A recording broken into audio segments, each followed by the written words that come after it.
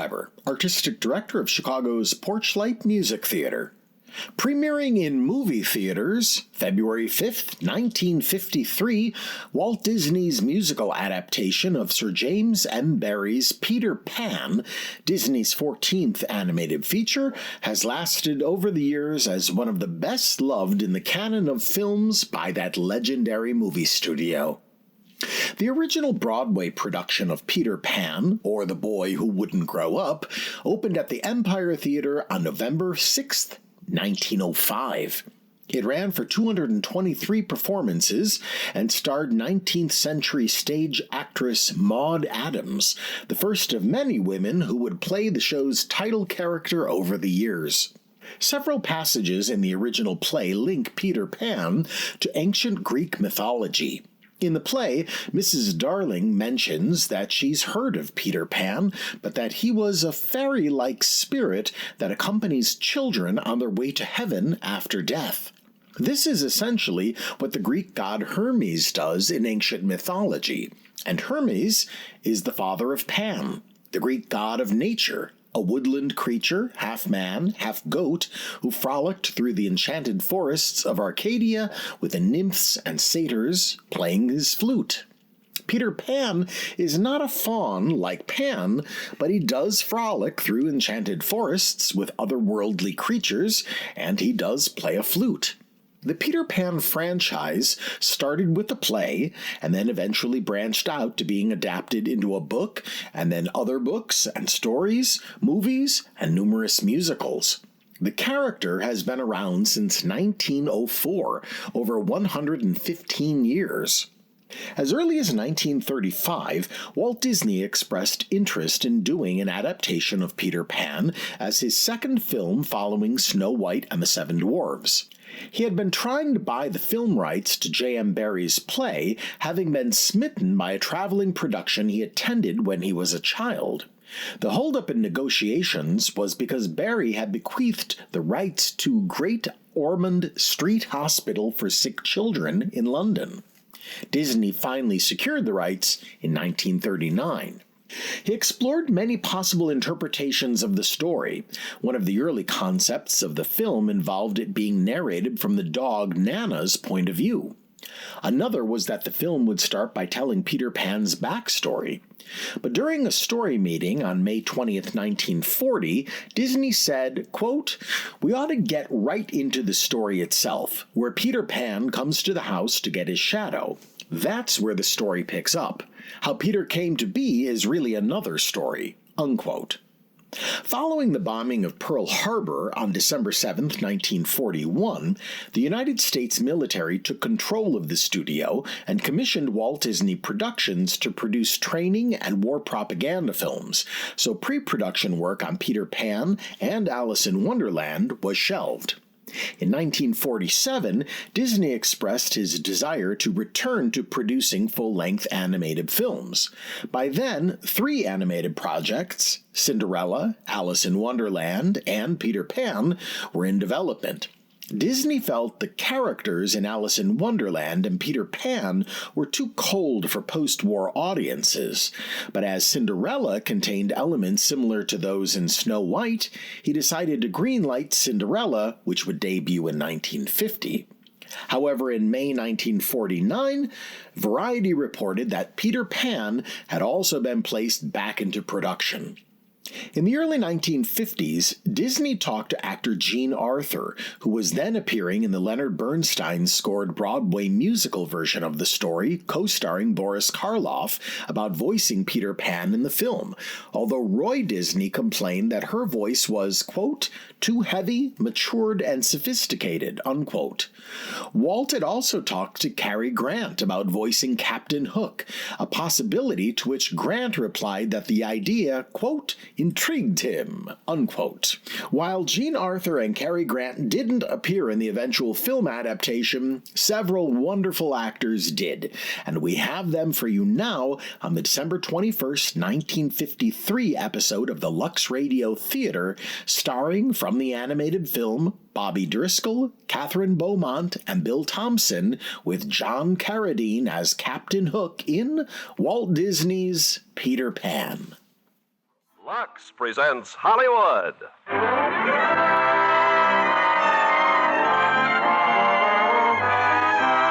Lever Brothers Company, the makers of Lux Toilet Soap, brings you the Lux Radio Theater, starring Bobby Driscoll and Catherine Beaumont in Peter Pan with John Carradine. Ladies and gentlemen, your producer, Mr. Irving Cummings. Greetings from Hollywood, ladies and gentlemen. Tonight I want you to go with me to Never Never Land, because we're going to tell you one of the most enchanting stories of all time, Peter Pan.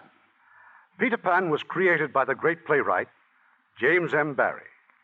But it was our own Walt Disney who brought Peter and his charming little friends to the screen for everyone to enjoy. And as our stars from the original cast, we have those two talented youngsters, Bobby Driscoll and Catherine Beaumont. We also will present John Carradine, a fine actor, whom I had the pleasure of directing in one of his first pictures. Well, Christmas week is here at last, and I know you've done everything but roast the turkey. So now you can just relax and look beautiful. That is, if you've been very careful of your complexion and given it Lux Soap care. Lux Toilet Soap will do wonders for your skin, so that throughout the Christmas festivities, you will have the fresh, radiant look that goes with Lux complexion. Now, Peter Pan, starring Bobby Driscoll as Peter and Catherine Beaumont as Wendy, with John Carradine as Captain Hook.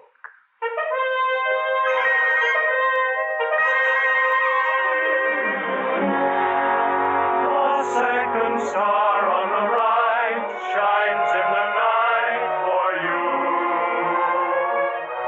to tell you that the dreams you plan really can come true. All this has happened before, and it will happen again. But this time it happened in London, on a quiet street in Bloomsbury. Peter Pan chose this particular home because there are children here who believe in him. There's Wendy, the eldest, and John in the middle, and Michael, the littlest. To the boys, Peter Pan is the hero of all their nursery games, while Wendy not only believes in Peter, but is the supreme authority on all his marvelous adventures. Now, anyone who believes in Peter Pan also believes in his arch enemy, the notorious, cowardly pirate, Captain Hook. Captain Hook, you know, is very aptly named. A crocodile once devoured his hand, and in its place, he wears an iron hook where his right hand used to be. Pardon me, not his right hand, sir. His left hand. To be sure, left hand. Thank you, Wendy. Not at all. Anyway, the boys, John and Michael, like nothing better than to play at being Peter Pan and Captain Hook. For example, just listen to them. Blast you, Peter Pan. Take that and that. You'll never leave my ship alive. Oh, yes, I will. I'll bring you to your knees, Captain Hook. Insolent boy, I'll slit your gizzard. Back, you villain. Cutthroat pirate. Boys, stop it at once. You too, Nana. Hello, Father. You old bilge rat. Bilge rat. Not you, Father. You see, it's my turn to be Captain Hook. Yes, of course. But have you seen my cufflinks? Oh, Nana, for goodness sake. Well, I didn't mean to step on your tail. I'm sorry, Nana. Now, where are my cufflinks? Cufflinks? Yes, the gold ones. Mother and I are going out tonight, unless I... Son, the buried treasure. We use Father's cufflinks for the buried treasure. You what? Don't worry, Father. But first we have to consult the map. Now then, by looking at this map... Good heavens, my full-dress shirt front. My last clean shirt front. How can I wear it tonight? You've drawn your silly map all over my shirt front. Mary, look, my best shirt. But it's only chalk, Father. It comes right off. Michael, now really. It's not his fault, Mother. It's in the story. And Wendy said... Wendy, story. I might have known. Wendy, come here. Yes, Father? Stuffing these boys with a lot of ridiculous stories. Captain Crook indeed. Peter Pirate. Oh, Peter Pan, Father. Poppycock. Absolute poppycock. Now, George. Mary, our daughter's growing up. It's high time she had a room of her own. Father! No, please. You heard me. A room of your own, young lady. This is your last night in the nursery. Yes, and you too, Nana. Out you go. Out, I say. Poor Nana. George, dear, do you really think it's a good... There will be no more dogs for nursemaids in this house. Come along, Nana. We have a very comfortable doghouse in the garden, and there you will stay. Goodbye, Nana. Poor Nana. Poor Poor Nana, indeed. What about poor father? Dash it all, Nana, don't look at me like that. It's nothing personal. It's just well, you're not really a nurse at all, you know. You're a dog. And my children are not puppies, they're people. And sooner or later, people have to grow up. There now, sleep well, Nana. See you in the morning.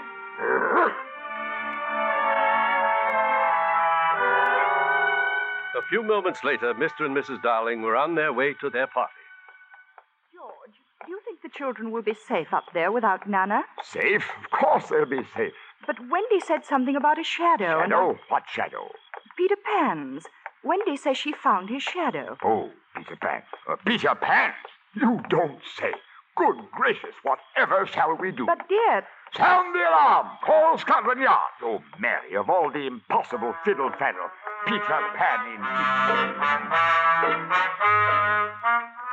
Now, had Mr. Darling turned to look, he would have seen two visitors there in the moonlight, high on the roof. One of them looks very much like a boy, which is only natural since he is a boy. None other than Peter Pan. But he'd have had to look more closely to see his companion, a very tiny companion, no larger than your finger, for she's a pixie, a very pretty, saucy little pixie. Her name is Tinkerbell. Now, Tinkerbell never talks, never says a word, but she has a special language all her own, and it sounds something like this. But I told you, Tink, we had to fly down here to find my shadow. And just as soon as we find it, we'll fly back to Never Never Land. Well, there's the window. You ready? Here we go.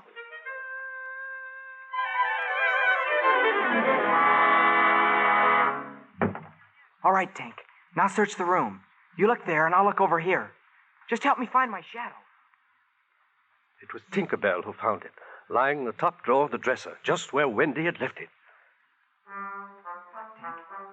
Well, all I have to do now is glue my shadow back on. Then we can go to... Peter!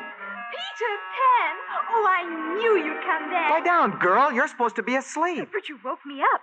And you found your shadow. Oh, I do hope it isn't rumpled. You know, Peter, you look exactly the way I thought you would. Oh, a little taller, perhaps. But then... Oh, Peter, what in the world are you trying to do? Well, I'm putting my shadow on, of course. With soap? Oh, you can't stick a shadow on with soap. It needs to be sewn on with needle and thread. You sure? Well, no, but I think so. Now I'll find my sewing things and stitch it on in no time. Of course, I knew it was your shadow the minute I saw it, and I said to myself, I'll put it away for Peter Pan until he comes back. Oh, he's sure to come back, I said. And you did, didn't you, Peter? Oh, but what I don't understand is, Peter, how can I sew your shadow on if you keep flying around the room? Girls talk too much. Oh, I'm sorry. Oh, my name is Wendy. Wendy Mora Angela... Wendy's enough. Oh. Now, how did Nana get your shadow in the first place? She jumped at me the other night, over there at the windowsill. But what were you doing on the windowsill? I came to listen to your stories, of course. My stories? Oh, but they're all about you. That's why I like them. I tell them to Lost Boys. The Lost Boys? Oh, I remember. They're your helpers. Oh, I'm so glad you came back. I might never have seen you. Why not? Oh, because I have to grow up starting tomorrow. Grow up? But that means no more stories. Not even one. No, I won't have it. Come on. Come on? But where? Back where I come from. Never Never Land. Never Never Land? You'll never grow up there. Oh, Peter, it would be so wonderful. Oh, but what would Mother say? Mother? What's Mother? Why, you mean you don't know what Mother is? Well, Mother's someone who loves you and cares for you and tells you stories. Good. Now come on to the window. And when I tell you to, jump. No, just a minute. I have to pack some clothes and leave a note and... Oh, I'm so happy. I think I'll give you a kiss. Keep quiet, Tinkerbell. What's a kiss? Well, a kiss is... just stand still and I'll show you. Oh, what is it? What's in my hair? Oh, who's pulling my hair? Tank, now stop it. Oh, what in the world? It's Tinkerbell. I don't know what got into her. Oh, all I was going to do was give you a... Oh, I see. She certainly got mad about something. Jiminy! Michael, wake up! Look! Dear, we've wakened my brothers. Oh, Peter Pan, I'm Michael. And my name's John. How do you do? And look, John, a firefly. Oh, Oh, no, Michael, not a firefly, a pixie. She says you're a big, ugly girl. Amazing. Simply amazing. Well, come on, Wendy, let's go. Where are we going? To Never Never Land. Never Land? Peter's taking us. Us? But of course. Oh, I couldn't go without Michael and John. Captain Hook is in Neverland, is he not? I should like very much to cross swords with the real buccaneer. Yeah, and fight pirates, too. Well, all right. But you'll have to take orders. But how do we get to Neverland? How? Why, we fly, of course. Oh, but we can't fly. Of course you can. It's easy. All you do is... Gee, that's funny. What's the matter? Don't you know? Oh, sure. It's just that I never thought about it before. Now, let's see. That's it. You think of a wonderful thought. Any happy little thought? Uh-huh. Like toys at Christmas? Sleigh bells, snow? Yep. Watch me now. Here I go. It's easier than pie. He can fly! He can fly! He flew! Now you try. I'll think of a mermaid lagoon. Oh, underneath a magic moon. I'll think I'm in a pirate's cave. I think I'll be an Indian brave. Now everybody try. 1, 2, 3. We can fly! We can fly! We can fly! This won't do. What's the matter with you? All it takes is faith and trust. Oh, and something I forgot. Dust. Dust? Yup, just a little bit of pixie dust. All right, Tink, scatter some pixie dust. You should say not. Well, I say you shall. It's an order. Fairy dust all over us, just like moonbeams. Now, think of the happiest things. It's the same as having wings. Let's all try it, just once more. Look, we're rising off the floor. Dear me! Oh, my! We can fly! You can fly! We can fly! Come on, everybody. Here we go. Off to Never Never Land. Think of a wonderful thought, any merry little thought. Think of Christmas, think of snow, think of sleigh bells, off you go. Like reindeer in the sky. You can fly, you can fly, you can fly. Think of the happiest things, it's the same as having wings. Take the path that moonbeams make. If the moon is still awake, you'll see him wink his eye. Oh, you can fly, you can fly, you can fly. And so they flew out of the house into the starry night. And they flew over Bloomsbury Street and over the spires and towers of London town and higher and higher and higher. All in all, a most exhilarating experience.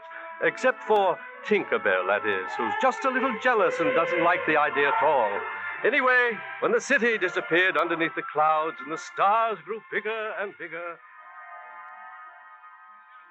Where is it, Peter? Which direction now to Never Never Land? There it is, Wendy. The second star to the right and straight on till morning. Think of all the joy you'll find when you leave the world behind and bid your cares goodbye. You can fly, you can fly, you can fly, you can fly, you can fly, fly, fly.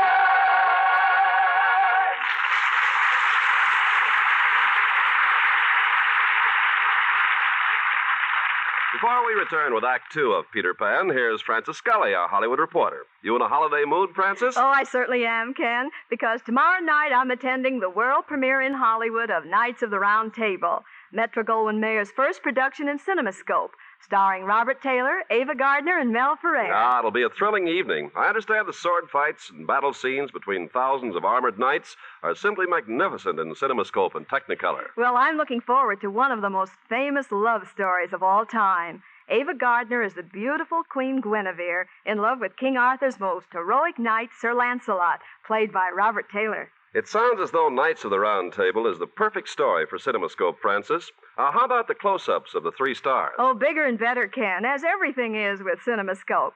I think those Taylor-Gardner love scenes will make a lot of pulses beat a little faster. Well, you know, Francis, I might not be a star to quicken the pulse in front of a camera, but I know one thing. What's that? I'll bet I wash dishes better than almost anyone in Hollywood.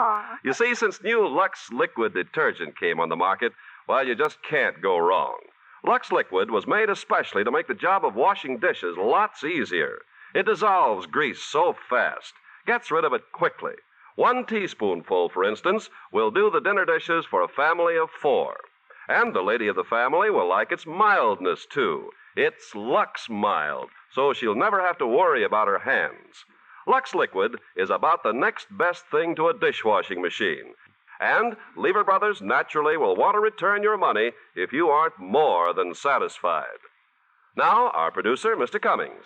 Act 2 of Peter Pan, starring Bobby Driscoll as Peter and Catherine Beaumont as Wendy, with John Carradine as Captain Hook and Bill Thompson as Smee.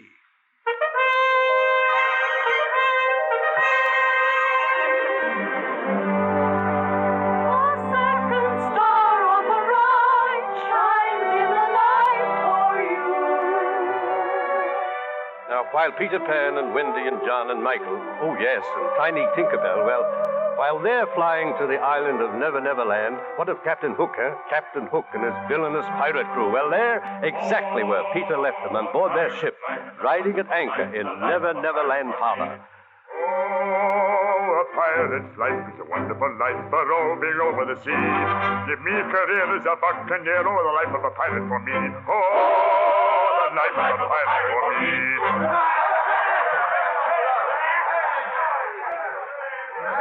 Alone on his quarterdeck, Captain Hook bitterly contemplates the map of Never Never Land. Blast that Peter Pan. If I could only find his hideout, I'd trap him in his lair. But where is it? To the west? No, we've searched that.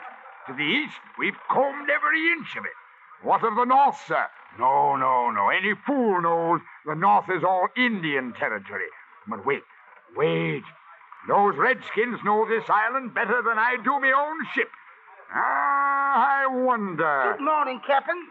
I've got it, Mr. Smee. I've got it. Captain Hook, sir. That's my nose you're twisting. Oh, so it is. Smee, I found the solution. Tiger Lily. The Tiger Lily, The Captain? Indian princess, the chief's daughter. She'll know where Peter Pan is hiding. But will she talk, Your Honor? Oh, a little persuasion might be in order. Now, let me see. Boiling in oil. Delightful. Heel hauling. Lovely. Or marooning. Oh, you're a sly one, Captain Hook. Sly as lard. Well, thank you, Mr. Smee. But marooning, sir, begging your pardon, it ain't what I'd call exactly good form, sir. Good form, Mr. Smee. Blast good form. Did Pan show good form when he did this to me, cutting off my left hand? Well, now, Captain, he done it in a fair duel, you might say. But to take my hand and toss it overboard to that crocodile. Boys will be boys, sir. 'Twas but a childish prank. That cursed crocodile fancies the taste of me so well, he's followed me ship ever since, licking his chops for the rest of me. And he'd have had you by now, Captain, if he hadn't swallowed that alarm clock. But now when he's about, he warns you, you might say, with his tick-tock, tick-tock, tick-tock, tick-tock. Do it, Mr. Smee. Enough of that infernal sound. But that ain't me, sir. I ain't talking to Tick. Oh, no. Down there, look, there in the water. Blast me if he ain't found you again. He's looking right at you, Captain. Pop-eyed with anticipation, as the poet says. Save me, Mr. Smee. Oh, don't let him get me. Don't let him get me. Here now, shame on you, upsetting the poor Captain. There'll be no handouts today. Now shoo, go on, shoo. He's backing off, sir. Nothing to fret about. I can't stand it any longer. I can't, I tell you, I can't. Well, now, that being the case, sir, why don't we leave Never Never Land? We ought to be tended to business, Captain, like sinking ships and slitting gullets. I've told you 100 times, we don't lift anchor till that wretched Peter Pan hangs from the yardarm. Captain Hook, it's him. It's Peter Pan. Peter Pan, ahoy! Head away!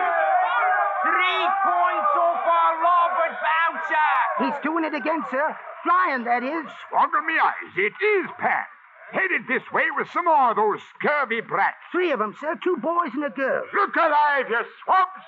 Man the cannon! Oh, I will get him this time, Mr. Smee. That we will, Your Honor. Oh, I've waited years for this. Not counting bank holidays, either. We'll pot 'em up there like sitting ducks. Oh, what sport! All right, my hearties. Range 42! Range 42! Elevation 65! Elevation 65! Steady now! Steady! Yes, high in the sky, flying over Never Never Land, Peter Pan, Tinkerbell, and the three children were coming to the end of their journey from London. Well, there it is. There's Never Never Land. Oh, Peter. Why, it's just as I've always dreamed it would be. And look, John, Mermaid Lagoon. By Jove! And over there, the Indian encampment. And I see a ship. Captain Hook and the pirates. Wendy, I think something just whizzed by. Cannonball, watch out. Here comes another. Now, where's Tink? Quick, Tink. Take Wendy and the boys back to camp. I'll stay up here and draw Hook's fire. Goodbye, Peter. We'll see you later. Do be careful.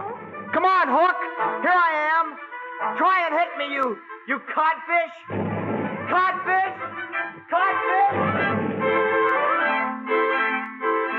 With Wendy, Michael, and John following her, Tinkerbell, the pixie, flew off as fast as she could. Jealous of Wendy, this is her opportunity for revenge. She'll fly on ahead, summon the lost boys, tell them a terrible enemy is approaching, and leave the rest to them. But I'm happy to say that before anything unfortunate occurred, Peter Pan swooped down from the sky to Wendy's rescue. Oh, my goodness, my goodness. Good work, Peter. You arrived just in the nick of time. These boys, they were going to hurt Wendy. But why, Peter? Why would the lost boys want to hurt me? I don't know, Wendy, but I'll soon find out. A strange lot, aren't they? They look like boys, and they act like boys, but they all have tails. Well, of course they have tails. Now, there, for instance, is Fox Boy. He has the bushiest tail of the lot. Then there's Rabbit Boy, Skunk Boy, the Bear Twins. Well, anyway, there they are. And what a bunch of blockheads you've turned out to be. Blockheads, Peter! I bring you a mother to tell you stories. And this is what I find you doing to her. Well, gosh, Tink said she was a bird. A Wendy bird. A terrible, fierce Wendy bird. Tink said that? And she told us as you said for us to bust her up. Oh, I see. All right, Tink, come here. You're charged with high treason. Guilty or not guilty? Guilty, huh? Very well. I hereby banish you from Neverland forever. Oh, no, Peter. Not forever. Well, for a week, then. Come on, Wendy. I'll show you the island. Oh, may I see the mermaids first? Mermaids Lagoon. Who wants to see mermaids? Let's go hunting. Personally, I should prefer to investigate the Aborigines. Yeah, and the Indians, too. All right, boys. While I show Wendy the Mermaid Lagoon, you take John and Michael and go and capture a few Indians. John, you can be the leader. I shall try to be worthy of my post, sir. Very well, men. Forward, march. Following the leader, the leader, the leader. We're following the leader wherever he may go. Dee-dum, dee-dee, a-dee-dee-doo, dee-day. Dee-dum, dee-dee, it's part of the game we play. Dee-dum, dee-dee, the words are easy to say. Just a teedle-dee-dum, a teedle-dee-doo, dee-day. Well, while John, Michael, and the Lost Boys were out searching for Indians, Peter Pan took Wendy to Mermaid Lagoon, and it was there, where the lagoon flows out to the river and the river flows out to the sea, that Peter Pan suddenly saw a dreadful sight. Peter, what is it? Out there on the river. A rowboat. And Mr. Smee at the oars. And Captain Hook. Wendy, look. They've got Tiger Lily. Captain Hook has captured the Indian princess. Oh, poor Tiger Lily. They're heading for Skull Rock. Come on, Wendy. I've got to save her. Yes, Hook has captured the Indian princess. But what of the boys? What of Michael and John and the Lost Boys who also were trying to capture some Indians? Well, they found the Indians all right, only something went wrong. Much to their dismay, the Indians captured them. I don't like this game, John. I don't like getting all tied up to a totem pole. Be brave, Michael. Here comes the chief. Ugh, boys. Chief. For many moons, Red Man fights pale-faced lost boys. Sometimes you win, sometimes we win. Okay, Chief, you win this time. Now turn us loose. Turn us loose? You mean all this is only a game? Sure. Why, when we win, we always turn them loose. This time, no turn 'em loose. You're a great spoofer, Chiefy. Me no spoof 'em. Where you hide, Princess Tiger Lily? Tiger Lily? You mean she isn't here? Stop 'em kidding around. Well, we don't have her. We haven't even seen her. Heap big lie. If Tiger Lily not back by sunset, we burn 'em boys at stake. Chief, plenty mad. See you again at sunset. Yes, the chief is convinced that the boys have stolen Tiger Lily. But we know better, don't we? Once again, cunning, merciless Captain Hook has struck, kidnapped the poor little princess, and carried her off to Skull Rock. In this huge cave, whose floor is the ocean, Hook has tied Tiger Lily to a rock that juts up from the water. And now, my dear princess, just tell me the hiding place of Peter Pan, and I shall set you free. Am I not a man of my word, Mr. Smee? Oh, but always, Captain. Pardon me for crossing my fingers. You'd better talk, my dear, for soon the tide will be coming in. The water will rise to the very roof of this cave, and then, alas, 'twill be too late. This is your last chance, Tiger Lily. Beware, Captain Hook. Beware of what you do. Smee, did you hear that? But who could it be? The cave's deserted. Injun spirits. It's one of them evil spirits. Stand by the rowboat, Mr. Smee. I'll reach among the rocks. Evil spirit indeed. The voice, of course, was none other than Peter Pan's, and as soon as Captain Hook had clambered out of sight, Peter went into action. Now watch this, Wendy. Oh, do be careful, Peter. Where are you going? Nowhere. All I'm going to do is imitate Captain Hook's voice. I do it rather well, I think. Listen. Mr. Smee, can you hear me? Oh, Peter, that's wonderful. Yes, Captain. Release the princess. Take her back to her people. Aye, Captain. Release the princess and... But Captain. But me no but, Mr. Smee. Aye, sir. All right, Tiger Lily. Back to the rowboat, milady. I told him all along you Indians would never betray Peter Pan. And just what do you think you are doing, Mr. Smee? Just what you told me, Captain. Carrying out orders. Get her back on that rock, you blithering idiot, and tie her up. Get her back there. Blimey. I wish he'd make up his mind. Let her go. Put her back. Let her go. Oh, a man's a fool to go to sea. Now watch me fool him again, Wendy.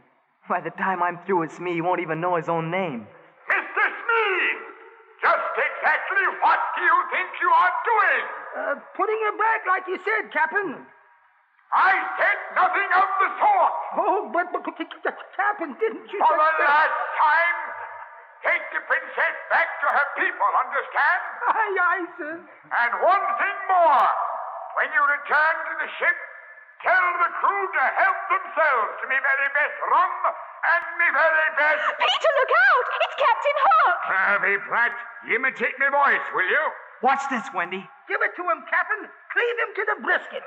Draw your weapon, Pan. At last we meet on even terms. Ah, but you've no room, Captain. You're at a disadvantage. I can stand or fly about, but you, one false step and you plunge into the sea. I'll get you, Pan. I'll skewer your liver at the tip of me. Ah! Captain Hook! Mercy, just look at you. What a pity, Mr. Smee, hanging from a rock with only his hook to keep him from falling. I'll get you for this, Pan, if it's the last thing I do. You pushed me off, that's what you did. Look at him, Wendy. A codfish hanging by a hook. I say, Captain, do you hear something? Why, bless me, we have a visitor. Captain, he's coming up below you. The crocodile. He's snapping at your britches. No. Good afternoon, Mr. Crocodile. And do you like codfish? You do? Good. Save me, Smee, save me. Oh, this dreadful, cruel boy. I'm not going to push you off, but I can't save you either. You see, Captain, that rock you're hanging from is about to give way. Swim for it, Captain, swim. He's coming after me. Mr. Smee! Mr. Smee! Oh, it was a sight to behold. Captain Hook swimming for his life and the hungry crocodile lunging after him through the boiling water, snapping and grinning hopefully. But reach his ship he did, scrambling up the anchor chain just as the crocodile's jaws clashed behind him. And from the shore came Peter Pan's taunting cry of victory. Curse you, Peter Pan! Curse you! Curse you! But Peter was too busy to listen to the ravings of the frustrated pirate, for he and Wendy now were bringing the Indian princess back to her grateful father. And what of Captain Hook? Had he learned his lesson at last? Well, if anyone thinks so, they simply don't know very much about Captain Hook. Oh, that boy. That wicked, wicked boy. Making a fool of me again. Smee, you doddering imbecile! Where's me mustard plaster? Where's my foot bath? Coming, sir, coming. And that's not all I'm bringing you, sir. I've got news from the island. Dear me, all those nasty germs. What news from the island? Well, just between us, Captain, there's trouble brewing. Woman trouble. Huh? Now, I wouldn't want this to go any further, but the cook told me that the first mate told him that he heard that Pan has gone and banished Tinkerbell. Thunderation, Smee! What do I care what the cook said? Did you say Pan has banished Tinkerbell? Aye, Captain. That he has. But why? Well, on account of Wendy, Captain. Tink tried to do her in, she did. Tink's terrible jealous. That's it, Smee. That's it. Oh, this wonderful news has cured me vapors. Why, a jealous female can be tricked into anything. All we have to do is convince Tinkerbell that we're eager to help her, and the little wench will chart our course straight to Pan's hiding place.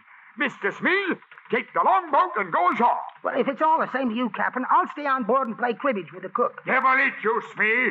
You'll find Tinkerbell and bring her to me, understand? Bring it to you? Yes, sir. Bless you, Mr. Smee. Poor Tinkerbell. Banished by Peter Pan, alone, dejected, she's easily captured by Mr. Smee. And now, back on the pirate ship. And so, my dear Miss Bell, I have invited you aboard my ship to chat with a mutual friend, that dear lad, Peter Pan. Ah, Mr. Smee, what lovely music, what soul, what feeling. Thank you, Your Honor. Miss Bell, I want to tell Peter, or I want you to tell him that I bear him no ill feeling. Oh, Pan has his faults, to be sure. Bringing that Wendy to the island, for instance. Dangerous business, that. Why, Dame Rumor hath it that already she has come between you and Peter. What's this? Tears, Miss Bell?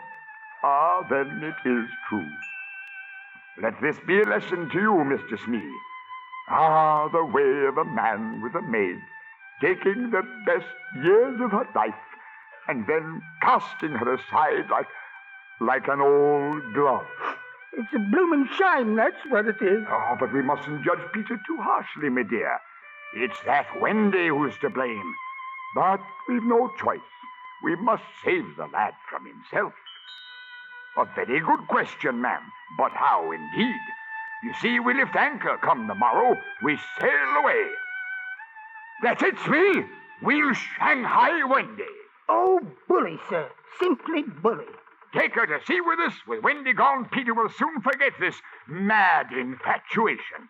Smee, we must go ashore at once, surround Pan's home. Oh, but, Captain, we don't know where Pan lives. Great Scott! Smee, you've a mind like a steel trap. What's that, my dear? You can tell us where he lives. Hangman's Tree. Pan lives in Hangman's Tree. Let me get that straight, my dear. The tree is hollow. One enters the tree, climbs down below the ground, and thence to a cave. That's where he lives, Smee, with the lost boys. What's that you say? I mustn't harm Peter? My dear, I give you me word not to lay a finger or a hook on Peter Pan. Eureka, Smee, we found him at last. Listen to the little dear. She wants to go back to the island. Miss Bell, you've been most helpful. But the only place you're going is in this lantern. A pretty little prison for a pretty little pixie. Come along, Smee. Peter Pan's me prisoner this night, or I'm not Captain Hook. Oh, a pirate pirate's life is a wonderful life, roving over the sea. Give me a career as a buccaneer, it's the life of a pirate for me. Oh, the life of a pirate for me.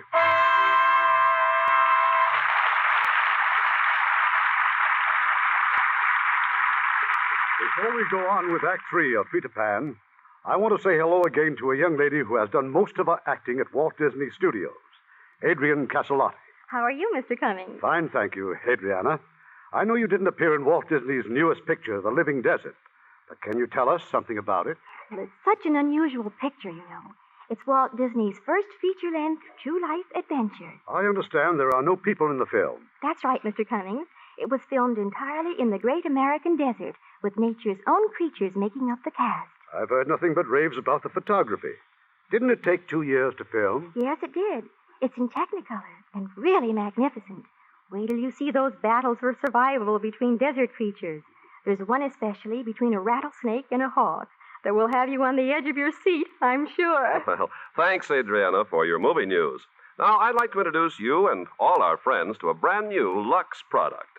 It's Lux Liquid Detergent, a new product made especially for dishwashing. Not only is Lux Liquid marvelously efficient, but it comes packed in a can, as such a product should be. This can won't break if dropped, and on top it has a dripless spout that puts an end to messy handling. And for all its efficiency and convenience, Lux Liquid is economical. One can will do the work of several boxes of the leading laundry powder. You'll want Lux Liquid in your kitchen. It's the next best thing to a dishwashing machine. We pause now for station identification. This is the CBS Radio Network. Hi, this is Porchlight Music Theater's Development Manager, Evan. If you value programming like this, please consider making a donation today at porchlightmusictheater.org. We appreciate your consideration and hope you enjoy the show. The curtain rises on Act 3 of Peter Pan, starring Bobby Driscoll as Peter and Catherine Beaumont as Wendy, with John Carradine as Captain Hook and Bill Thompson as Smee.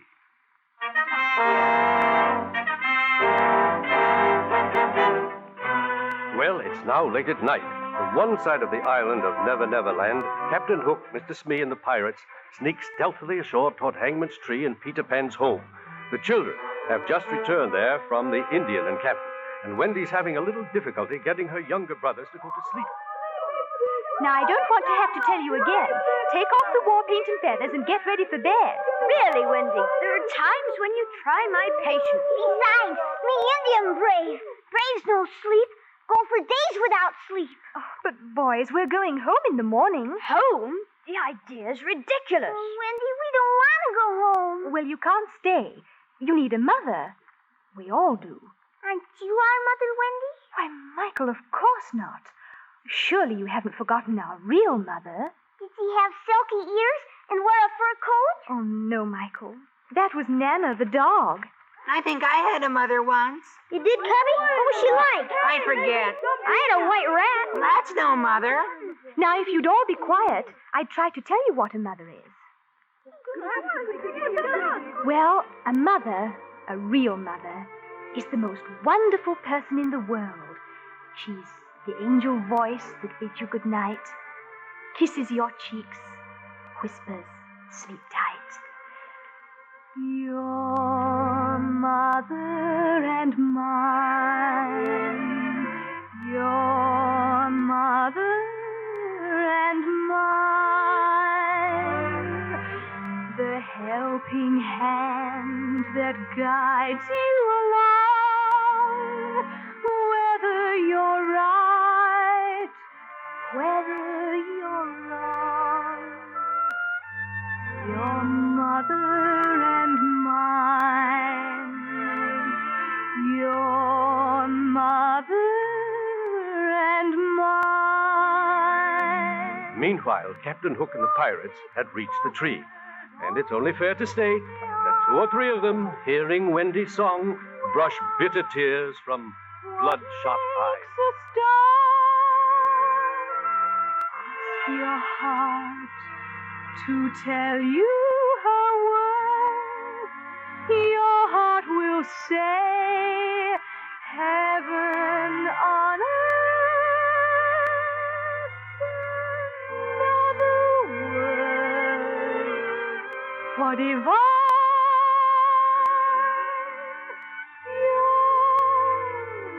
Mother and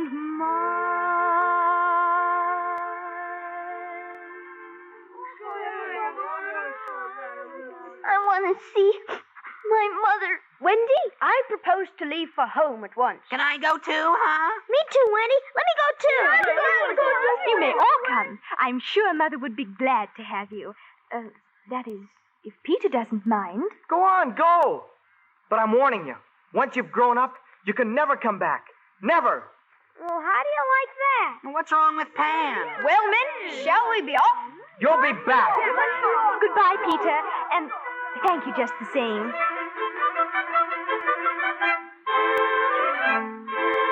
Quickly, the children ran from the cave, then through the tunnel, up the steps, and out the hollow trunk of Hangman's tree. And there, surrounding them, is Captain Hook and his wretched crew.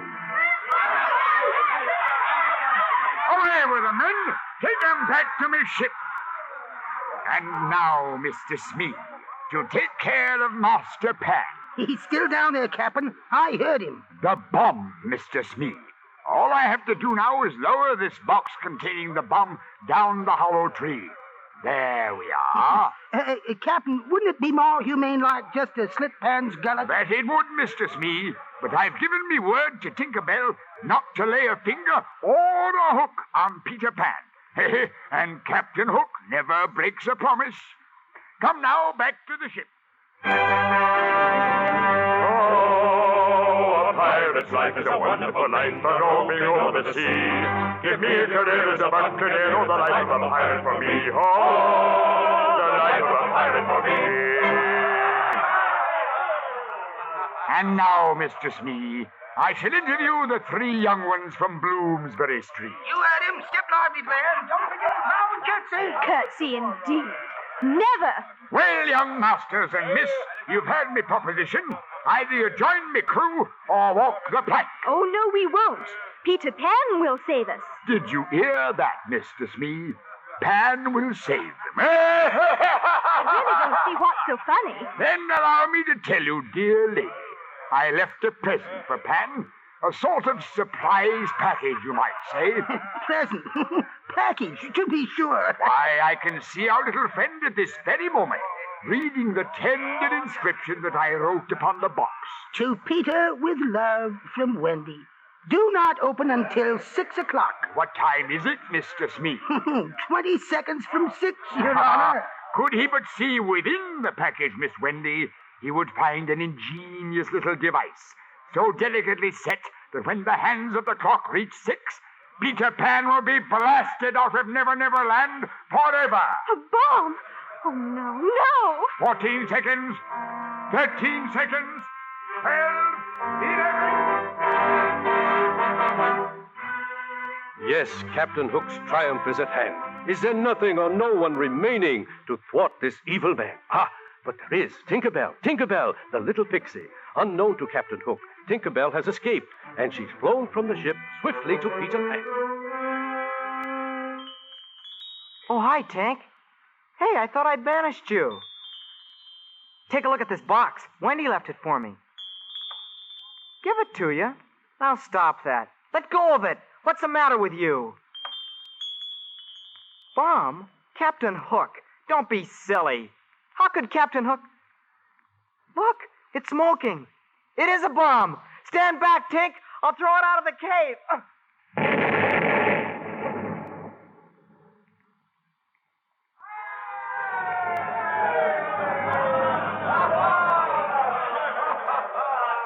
And so passeth a worthy opponent, Mr. Smee. Kindly remove your hat. Amen. And now, Miss Wendy and gentlemen, which will it be? The pen or the plank? Captain Hook, my brothers and I will never join your crew. As you wish.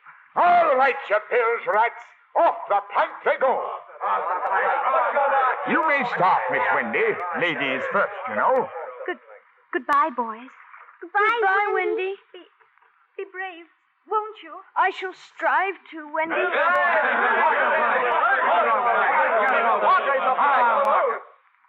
Well, she walked the plank, did she not? Straight to the end, and then she jumped. Then where's the splash? Captain, no splash. Not a sound. Not a bloomin' ripple. Well, go to the rail and look, you idiot. Not a sign of the wind. And no splash. The ship's bewitched. Bewitched, are we? You heard it yourself, Captain. That is, you didn't hear it. She didn't make no splash. So you want a splash, Mr. Starkey? I'll give you a splash. Who's next, you pack of nincompoops? Who else wants to hear a splash? You're next, Hook. This time you've gone too far. It's Peter! It's Peter! And Wendy! He saved Wendy! Captain, look, him and the girl up in the rigging. It can't be. It's his blinking ghost what's talking. Say your prayers, Hook. Ghost indeed. I'll run him through for all of you to see. Peter flew down to the deck, sword in hand. First he slashed the ropes that bound the lost boys together, and as they swarmed across the deck, battling the pirates, Peter engaged the master fiend himself. You'll pay for this, Captain Hook.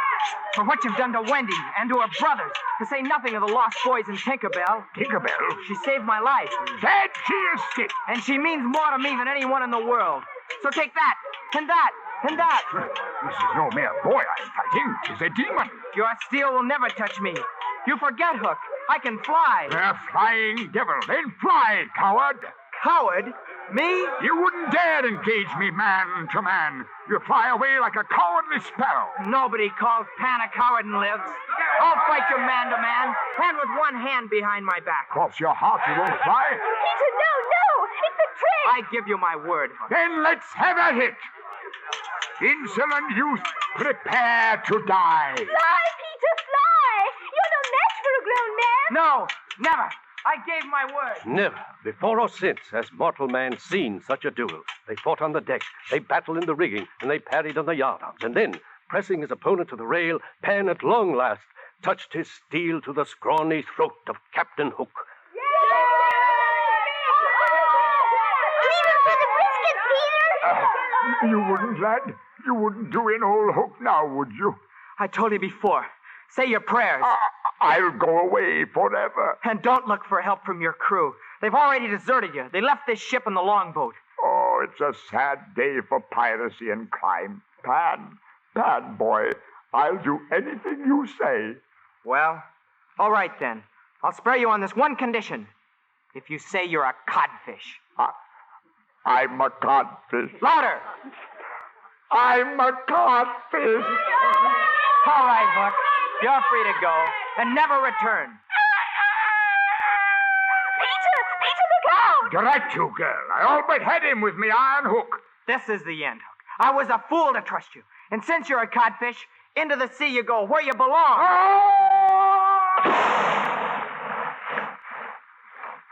The crocodile.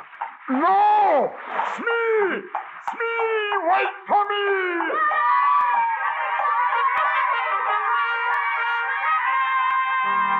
The last they saw of Captain Hook, he was still swimming, hotly pursued over the horizon by a very happy crocodile. Hook's ship now belongs to Peter Pan, and the very first command from Captain Pan is directed at Tinkerbell. Well, Tink, we're hoisting the anchor. I hereby order you to sprinkle this entire ship with pixie dust. We're flying down to London.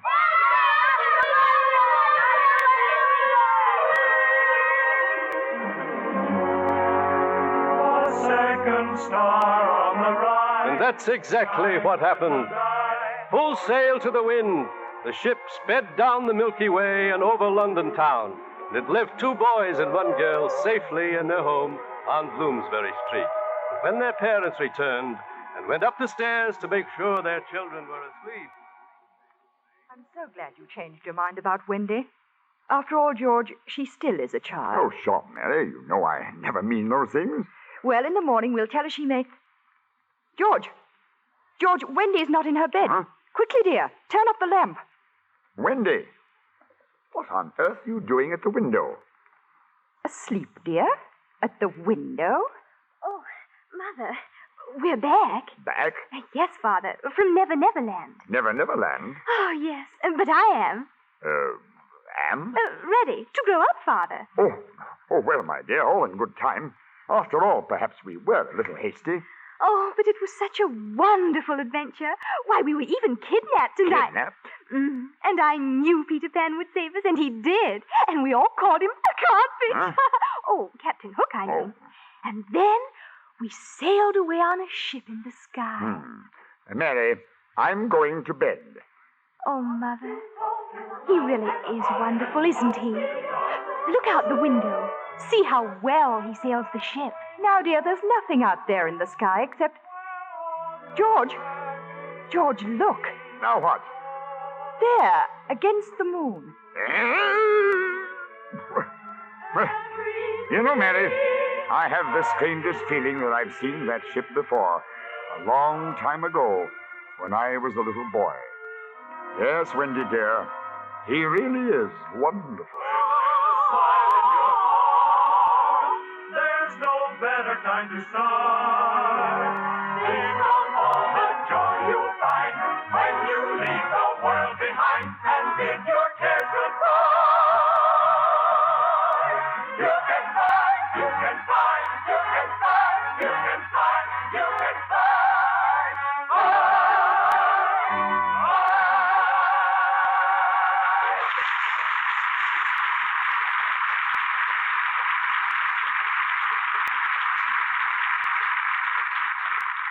In a moment, our stars will return. Good morning, Mr. Jones. When you say good morning, does your breath say, Morning, Mom. Morning, Mom. Morning, Mom. if you wake up with that stale, furry taste, it's a cinch you've got bad breath. Some people just mask it. But a smart girl gets rid of it with Chlorident toothpaste. With Chlorident, your breath is sweet for hours. That wonderful, clean, fresh Chlorident feeling tells you so. The reason is Chlorophyll Plus. First, it's got loads of chlorophyll. Not all toothpastes have so much. Second, it's got a patented polishing agent. According to a great university, it cleans teeth better than any other toothpaste formula. Anti-enzyme? Certainly. One brushing stops dangerous decay acid formations for 9 out of 10 people for hour after hour after hour. So to get rid of morning mouth, get Chlorident. Then when you say good morning, your breath says clean and fresh. And now, Mr. Cummings with our stars. And here they are, Peter Pan and Wendy.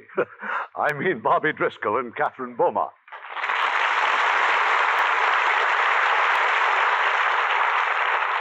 And don't forget John Carradine, who played Captain Hook. Mr. Carradine played my father, Mr. Darling. Of course, children. Mr. Carradine is very versatile, so we cast him as both Mr. Darling and Captain Hook. John, tell Bobby and Kathy about your one-man show. Well, it's called a Carousel of Famous Roles. I do scenes from Hamlet and Macbeth, Julius Caesar. Oh, we certainly want to see the show, Mr. Carradine.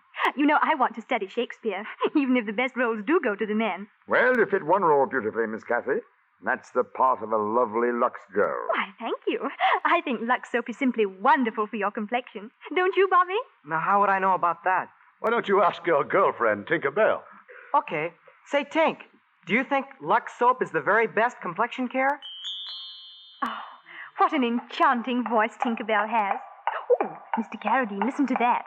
It's the crocodile after you again. No, Kathy, that's just my wristwatch, telling me it's time for us to leave.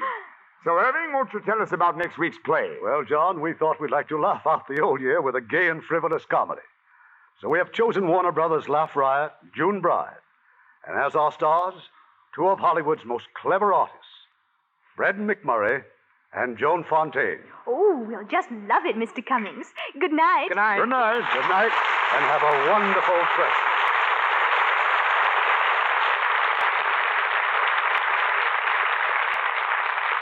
You know, if you're anything like me, you've still got Christmas shopping to do. And I'd like to remind you, a woman is always happy to receive extra nylons. They never seem to have too many. And, ladies, when you get those stockings, give them gentle Lux Flakes care. It'll be like getting an extra pair with every pair you're given. Yes, Lux Flakes care can double their wear. 96% of stocking manufacturers recommend Lux Care. Now, you who use Lux Flakes for your nylons will be mighty glad to know that the makers of Lux Flakes have come out with a product for dishwashing that's as fine for doing dishes as Lux Flakes are for nylons. It's Lux Liquid Detergent, and it makes doing dishes a lot less work. Lux Liquid's special formula floats grease off plates, literally soaks them clean. But hard as it is on grease, Lux Liquid is mild on the hands. Lux Mild. And thrifty. One can will do the work of several boxes of the leading laundry powder. And notice I said 1 can of Lux Liquid. Yes, it comes in a can that won't break, and this can has a wonderful dripless spout. If you don't think Lux Liquid is the absolute tops, you can have your money back from Lever Brothers, as with any fine Lever product.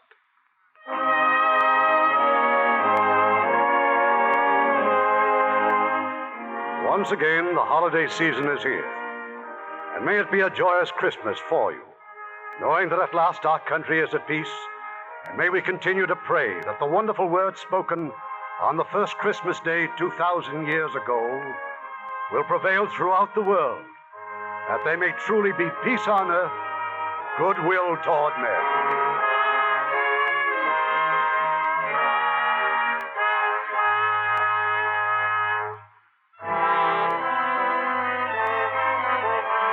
On behalf of the Lever Brothers Company and those of us in the Lux Radio Theater, may I wish you all a very Merry Christmas.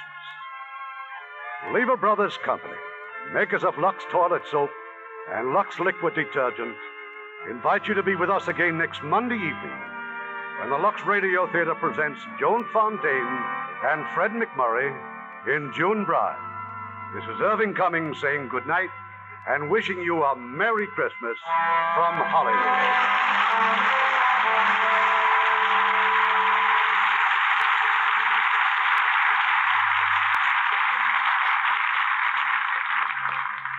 Heard in our cast tonight were Bill Thompson as Mr. Smee, Herb Butterfield as the narrator, Christopher Cook as John, Richard Beals as Michael, Mary Flynn as Mrs. Darling, Billy Bletcher as the Indian Chief, Michael Miller as Cubby, Stuffy Singer as Foxy, Earl Keane as Nana, and Shep Menken and Eddie Marr as the Pirates.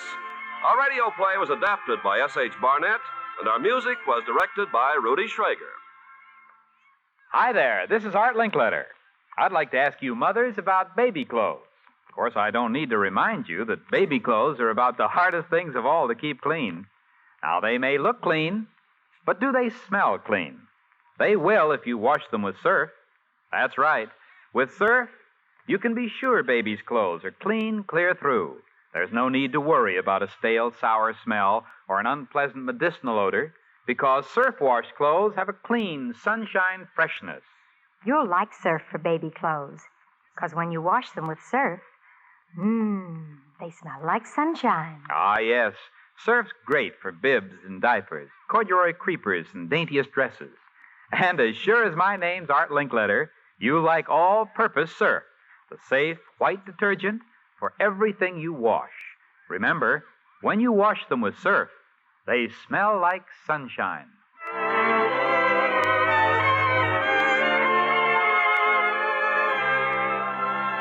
Lever Brothers Company guarantees you'll be glad you bought the products you heard about on this program, or you can have your money back. This is your announcer, Ken Carpenter, reminding you to join us again next Monday night to hear June Bride, starring Fred McMurray and Joan Fontaine.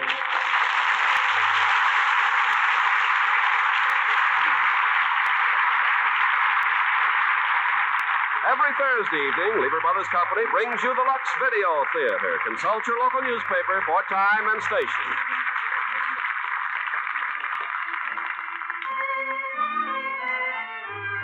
This is the CBS Radio Network.